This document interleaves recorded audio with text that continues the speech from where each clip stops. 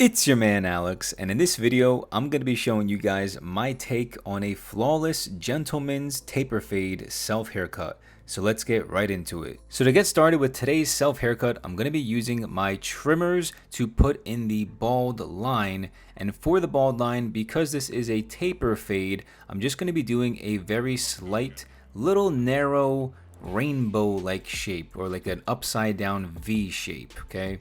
We're not going to be going too high. Notice how the peak of the little V is right around the top of my ear. So this is basically going to be like a low fade, or like a low taper fade, just putting in a very small rainbow-esque like shape to create the little bursting effect from a little small ball to a large ball as we go up the hair with the guidelines. Now for the second guideline, I'm going to be using the clippers with the no guard lever open, and I'm only going to be going up around 3/4 of an inch, still following that same rainbow-esque like shape as I did with the trimmers.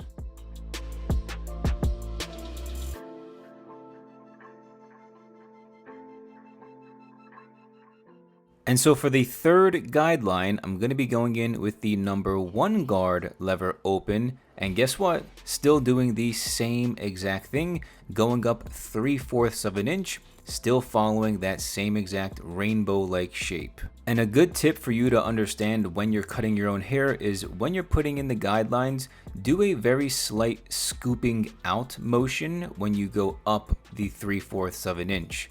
Right? So notice how when I'm going in to put in the guideline, I'm also scooping away. I'm moving the clipper head away at the same exact time. This creates a little bit less of a hard line. So now for the fourth and final guideline, I'm going to be using the number 2 guard lever open, and I'm going to be going up again 3/4 of an inch. Now with the number 2 guard, you'll notice how I'm being a little bit more careful and doing a tiny bit more free-handing and slowly scooping away from my head with the guard. Now I have a lot of hair toward the top by my part line, and so I'm not trying to cut any of that off. So as I get toward that longer length, I'm kind of flicking out at the same time. Now to remove any of the hard lines that we see, I'm going to be starting off with the no guard lever halfway, and this should pretty much soften up that bottom hard line by roughly around 50%. Notice how I'm just doing a little bit of a scooping away motion, a little flick out motion with the corners as well. So I'm just going in to soften up that hard line with the lever halfway. Now I'm going in no guard lever closed, and I'm just going in and flicking out the rest of that bottom of the hard line, okay? So it's pretty much a very simple process. You shouldn't need to use the trimmers on this part because the temples typically have less hair, like there's less hair density by the temples, so it should be a little bit easier to fade out any of the hard lines in this part of your head. Then we're going to go in with the half guard lever closed, and I'm going to do the same exact thing. We're just going to flick out from underneath, go up, hit the hard line, and then flick away. Of course, what I'm trying to do is still maintain that rainbow-esque like shape, right? You don't want to make it too flat. You know, go against the grain, but also try to follow the same curve that you created with the rainbow-like guidelines, okay? And then for the final guard, I'm going to be using the 1.5 guard lever closed. And with this guard, you should be able to get rid of the final hard line. And remember, we always do detail work toward the end of the haircut anyway. So if you do still see some imperfections within the fade, don't worry, we always get them toward the end of the haircut.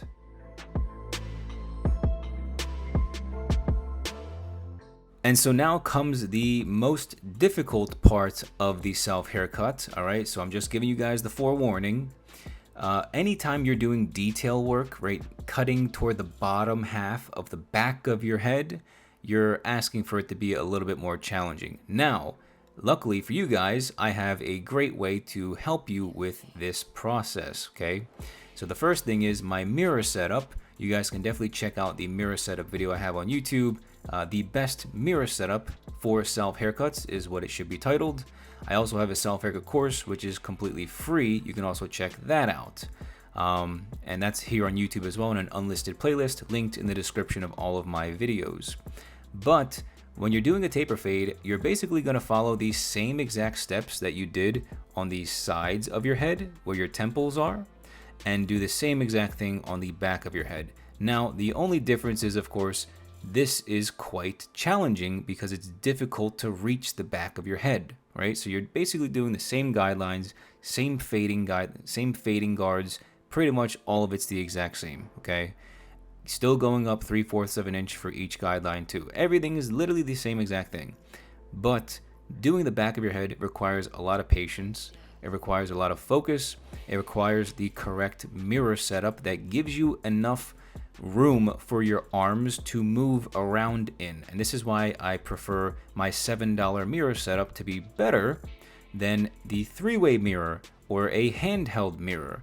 So I highly recommend you guys get the $7 mirror setup, which is what I have here, if you want to master cutting your own hair, but also do a really clean job on the back of your head as well, especially with taper fades. They are probably the most challenging because there's so much detail work toward the bottom half of the back of your head. So if I can briefly explain how the mirror setup works, it's basically a $7 mirror that I buy from Walmart or Target. They both sell the same exact mirror for about $7, and it's been that way since like 2020, so for over 6 years now. And all I do is I put the mirror on top of my vanity in my bathroom, and I rotate it at like a 30-degree angle. And because my vanity is, relatively big, I have plenty of room to move my arms around, which I don't get with the three-way mirror because the three-way mirror setup is very crammed. There's not enough space.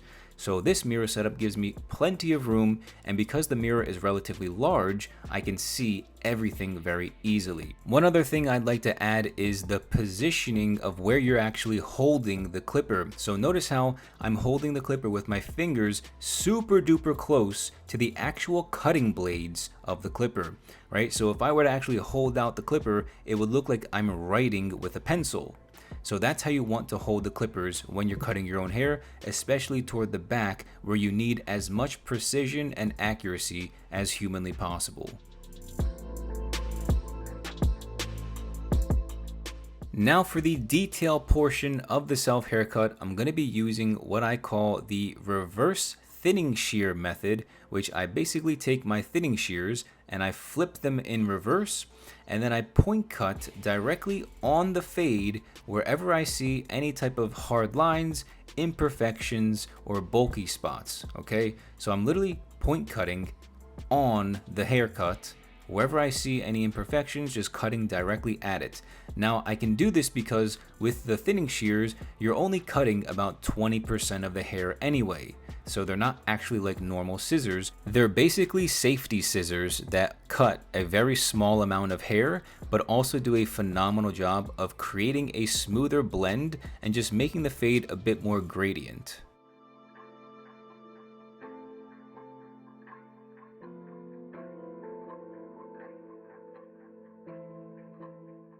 So now to go in and give myself a crispy clean lineup, I'm using a headband just to hold back the hair. You can use duck clips if you need to, if your hair is long and you don't have a headband. And then I'm also going in with my little $5 scissors and just cleaning up all the little baby hairs by my forehead.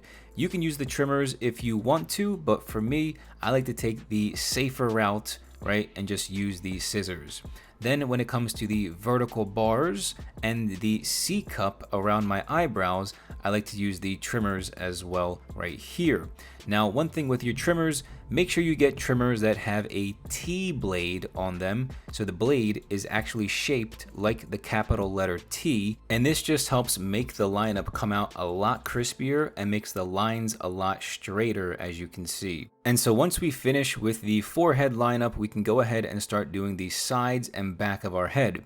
Now, one thing you want to do is use the corners of the trimmer. This is why it's also good to have a trimmer with a T blade, because it's easier to use the corners of the trimmer. So just hold down your ear and go doing like a rainbow-like shape, just following the natural circular shape of the hair as it grows right around your ear. And then when you get toward the back of your head, you're going to want to press in vertical lines that follow the natural contour of your hairline. And if you really want to make the fade super gradient and super smooth, use the thinning shear over comb technique and slowly go up with the comb as you slowly cut with the thinning shears, going up the fade at the same exact time.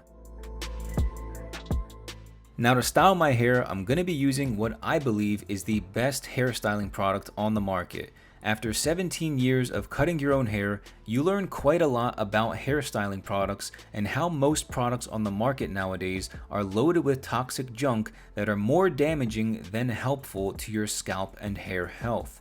That's why I created my brand KOVRAS, which focuses on natural skin and hair healthy products. So I'm using my product called Organic Clay, which gives a more natural high hold matte finish. What I like to do is take about a pea-sized amount of product, lightly rub it between my palms until it turns creamy, and then work it evenly throughout my hair, making sure I really get it into the roots.